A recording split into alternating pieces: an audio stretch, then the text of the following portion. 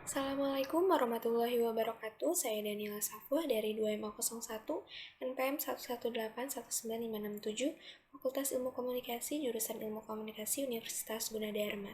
Kali ini saya akan menjelaskan peran stasiun radio dan stasiun televisi di masa sebelum kemerdekaan Indonesia dan era setelah kemerdekaan Indonesia.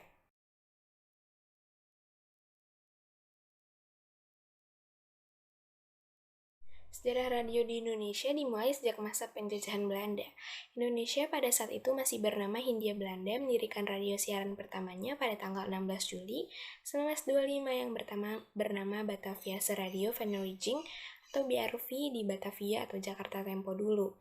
Selama masa penjajahan Belanda, stasiun radio yang beroperasi adalah milik swasta. Sesudah BRV didirikan, berbagai stasiun radio lain pun mulai menjamur. Saat itu, Netherlands Indies Radio Omroep Mich atau NIROM adalah stasiun radio yang paling besar dan berkembang sangat pesat karena memperoleh subsidi dari pemerintah Hindia Belanda. NIROM mempunyai jumlah pemasukan yang besar yang berasal dari pajak radio. Jumlah dari uang yang diterima oleh NIROM semakin besar seiring dengan semakin banyaknya masyarakat yang memiliki pesawat radio. Pada era jayanya, NIROM digunakan oleh pemerintah Hindia Belanda untuk mempertajam kuku penjajahannya di Indonesia. Selain daripada itu, berbagai radio siaran swasta lain yang dikelola oleh warga negara asing juga hanya menyiarkan berbagai program siaran yang berisi berbagai jenis-jenis berita yang terkait dengan kepentingan perdagangan. Persoalan tersebut begitu kontras apabila dibandingkan dengan berbagai stasiun radio swasta yang dikelola oleh bangsa pribumi, karena operasionalisasi radio diperoleh dari iuran para anggotanya. Kenyataan inilah yang mendorong kaum pribumi kemudian mendirikan stasiun radio siaran milik sendiri. 5 tahun sesudahnya, peristiwa Sumpah Pemuda tepatnya tanggal 1 April 1933, Solos Radio Vereniging atau SRV didirikan dan merupakan pelopor radio siaran milik bangsa Indonesia.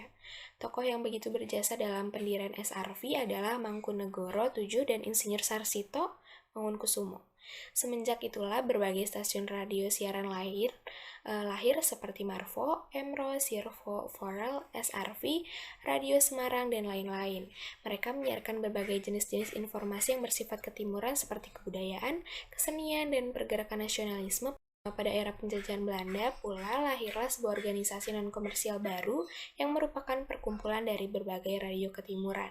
Organisasi tersebut merupakan Perikatan Perkumpulan Radio Ketimuran yang disingkat PPRK, yang dibentuk pada tanggal 29 Maret 1937. Tujuan organisasi tersebut adalah untuk bersifat sosial budaya, yaitu untuk memajukan seni dan budaya Indonesia. 2 bulan sesudah itu, tepatnya tanggal 7 Mei 1937, PPRK mengadakan pertemuan dengan NIROM dan menghasilkan kesepakatan bahwa ketimuran dilakukan oleh PPRK dan teknisnya diselenggarakan oleh NIROM. Sesudah peristiwa itu, seiring dengan dimulainya Perang Dunia Kedua, keadaan yang sejatinya tidak baik ini justru memberikan berkah tersendiri bagi PPRK. Berkah tersebut adalah bahwa tanggal 1 November 1940, PPRK berhasil menyiarkan siaran pertamanya. Pada era penjajahan Jepang, pemerintah menguasai semua radio siaran swasta yang ada. Berbagai program siaran diarahkan untuk membentuk propaganda Perang Asia Timur Raya. Di era ini pula terjadi perubahan yang sangat signifikan terkait dengan materi siaran. Pada masa penjajahan Jepang, porsi siaran sosial budaya mendapatkan porsi terbesar dalam materi siaran. Hal ini memberikan dampak positif bagi perkembangan kebudayaan di Indonesia dan melahirkan seniman-seniman serta pencipta lagu.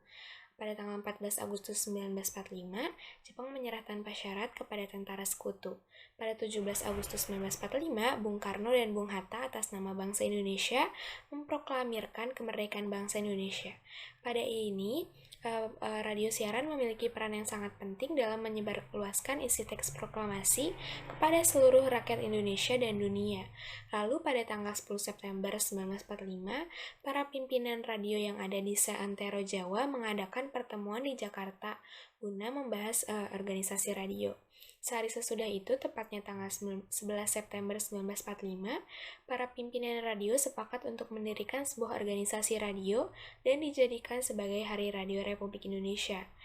Pada masa Orde Lama, radio siaran diselenggarakan sepenuhnya oleh pemerintah, yaitu Radio Republik Indonesia atau RRI. Pada masa awal Orde Baru, radio siaran swasta mulai tumbuh di Indonesia yang keberadaannya mengikuti berbagai ketentuan yang telah ditetapkan oleh pemerintah.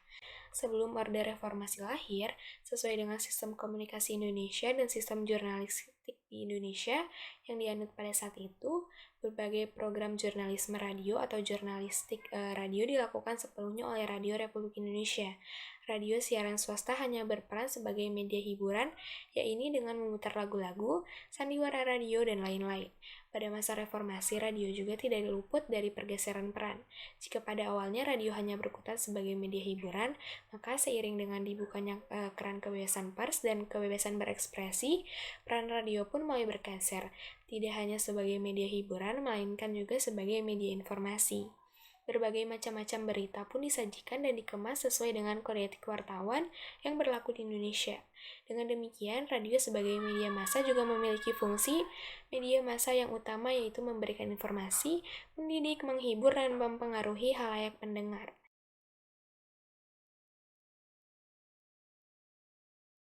Perkembangan industri televisi di Indonesia dimulai sejak televisi pertama di Indonesia dibawa dari Uni Soviet.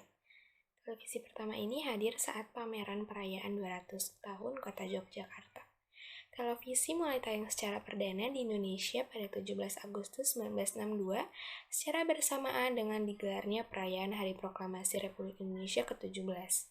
Tayangan tersebut menyiarkan upacara peringatan Hari Kemerdekaan yang digelar di Istana Negara dan berlangsung cukup singkat, yaitu dari pukul 7.30 waktu Indonesia Barat hingga 11.02 waktu Indonesia Barat.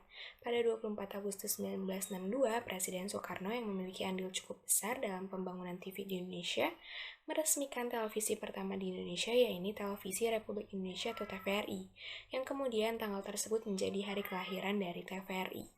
Kemudian pada tanggal yang sama, TVRI menyiarkan siaran langsung pembukaan olahraga berskala Asia, yaitu Asian Games keempat yang digelar di Senayan, Jakarta. TVRI yang menjadi TV pertama di Indonesia sebelumnya hanya memberikan tayangan dengan warna hitam putih dengan memiliki 12 stasiun televisi dan 8 studio produksi.